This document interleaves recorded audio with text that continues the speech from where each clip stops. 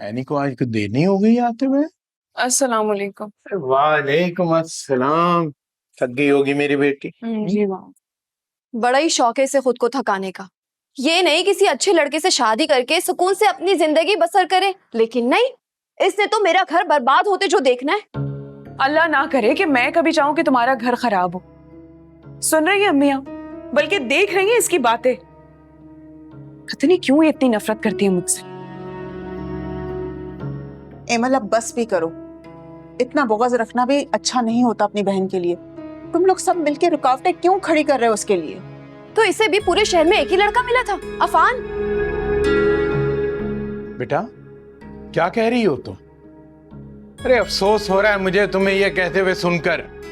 अरे ये तरबियत की थी हमने तुम्हारी। आप भी मुझे इल्जाम दे रहे हैं? मेरे चाहने से क्या होता है बाबा? पूरा घर इस रिश्ते के खिलाफ है। मेरी बेटी में क्या कमी है? वो लोग सिर्फ इसलिए इनकार कर रहे हैं कि वो बेवा है। मुझे समझ नहीं आ रहा कि जो चीज मैं चाहती नहीं हूँ, जिस चीज का मेरा इरादा नहीं है, आप लोग उस बारे में क्यों बहस कर रहे हैं? मैं भी आप दोनों को यही बात समझाना चाह रही हूँ, लेकिन आप लोग समझने के लिए तैयार ही नहीं है। अफान तो इस रिश्ते के लिए शदीद ख्वाहिशमंद है। वो खुद आया था मेरे पास बात करने के लिए। खुदा के लिए बाबा आप उसकी बातों में मत आइएगा, वरना मुझे तलाक हो जाएगी। अल्लाह ना करे, तुम्हें क्यों तलाक होने लगी? क्योंकि शरियार ने मुझे कह दिया कि अपनी बहन को रोको, वरना मैं तुम्हें तलाक दे दूंगा। वाह, मोहब्बत करने वाले भी तलाक की बातें करते हैं। अफसोस की बात है।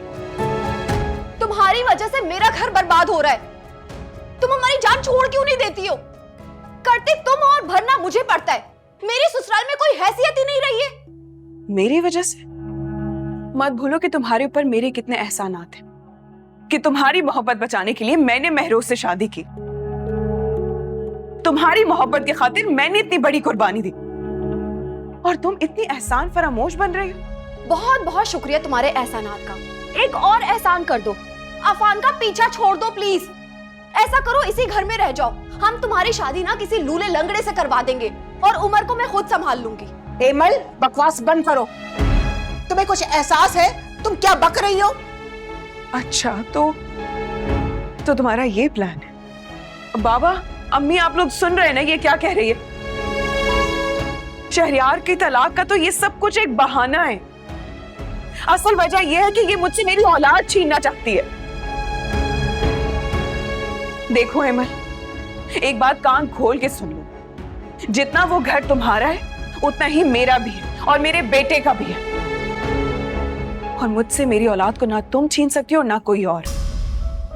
और मेरी बात सुनो, मेरी जिंदगी का फैसला करने वाली तुम होती कौन हो? हाँ, बहन होने का कभी हक अदा किया है? क्या किया है तुमने मेरे लिए? हाँ, अब मैं वही करूंगी जो मुझे ठीक लगता है। मैंने बहुत सुन ली सबकी बातें, और मैं भी देखती हूँ कि मुझे मेरी औलाद से कौन दूर करता है।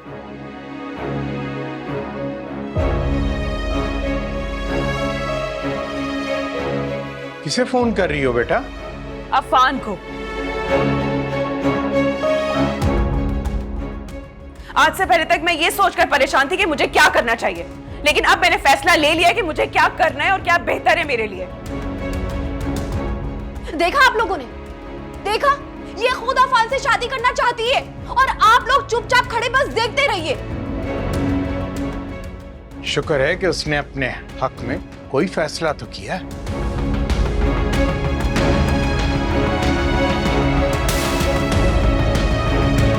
बेटा ऐनी मान तो गई है, लेकिन उसकी कुछ शराइत हैं। अंकल, मुझे उनकी हर शर्त मंजूर है। मसला यह है बेटा कि उन शराइत का उसने हमसे भी जिक्र नहीं किया। वो कह रही थी कि तुमसे अकेले में बात करना चाहेगी वो।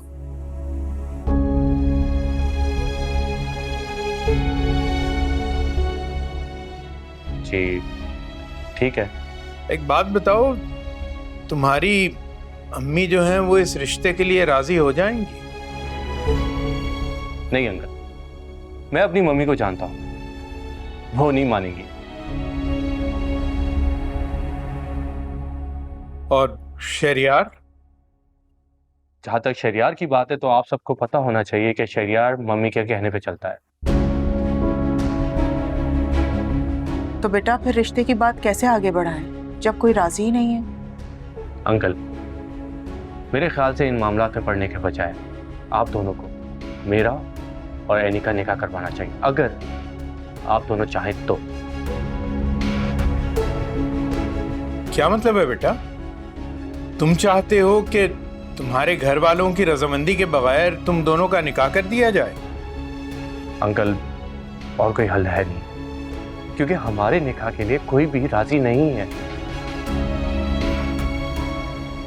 अंकल, आप दोनों मेरे भी बड़े हैं और एनी के मुस्तकबिल के लिए आप दोनों फैसला कर सकते हैं। इस तरह से निकाह?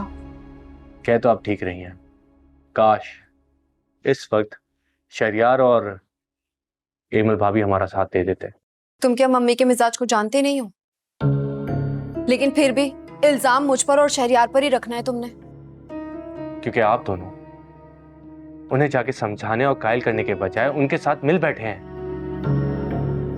एक तो ये बड़ी मुसीबत है, यहाँ वालों को लगता है कि मैं उनसे मिली हुई हूँ, उन्हें लगता है कि मैं तुम लोगों से मिली हुई हूँ। समझ नहीं आता कि मैं किस तरह सबको कायल करूं। अगर आपको याद हो तो आपकी शादी के लिए शहरियार भाई ने मम्मी को कायल किया था, वो पहले राजी नहीं थी। बहरहाल मैं फैसला कर चुका हूं अंकल, और मुझे अब कोई नहीं रोक सकता। तुम्हारा फैसला तो मम्मी और शहरियार आकर करेंगे। एमल, एमल, अपनी बहन से इतनी दुश्मनी, मेरा तो सर फट जाएगा सोच सोच के। आंटी, आप फिक्र ना करें, आज नहीं तो कल एनी के लिए ये फैसला करना होगा, तो बेहतर यही है कि हम वक्त जाया ना करें।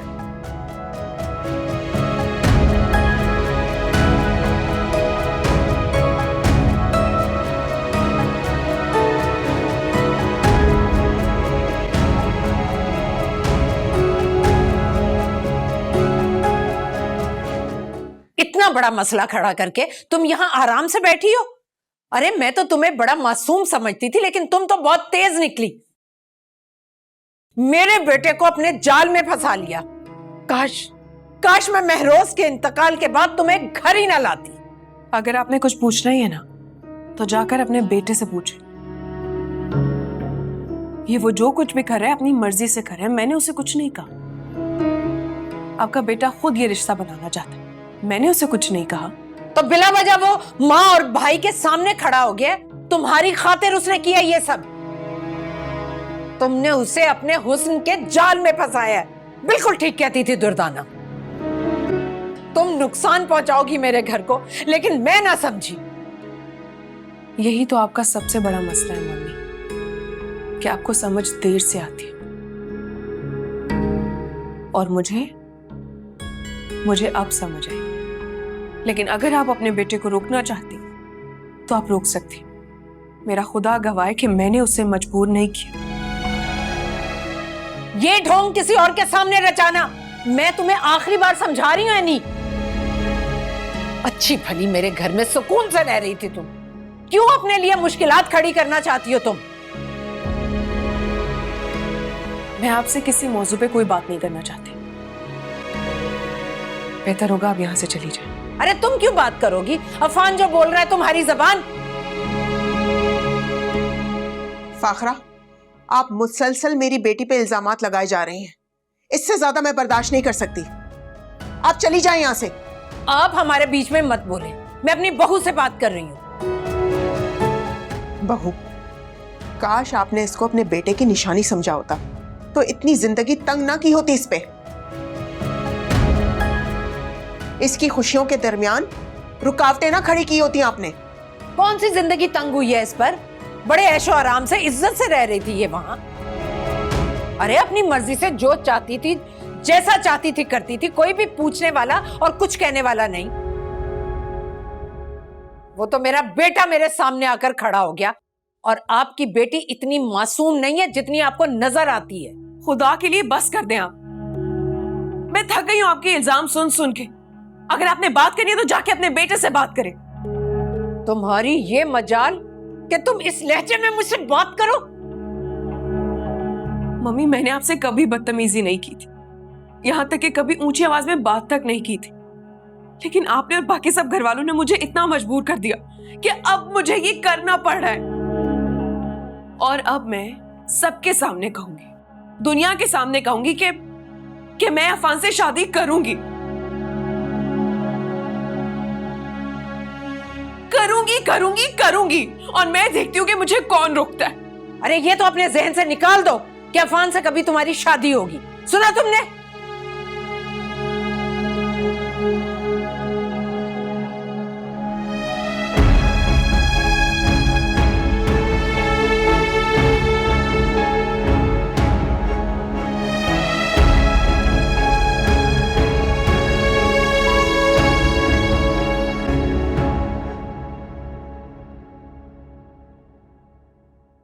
इंतहाई दर्जे की बदतमीज हो गई है ये लड़की। मेरे साथ जबान दराजी की है इसने। अरे मुझे घर से चले जाने का कहा है उसने।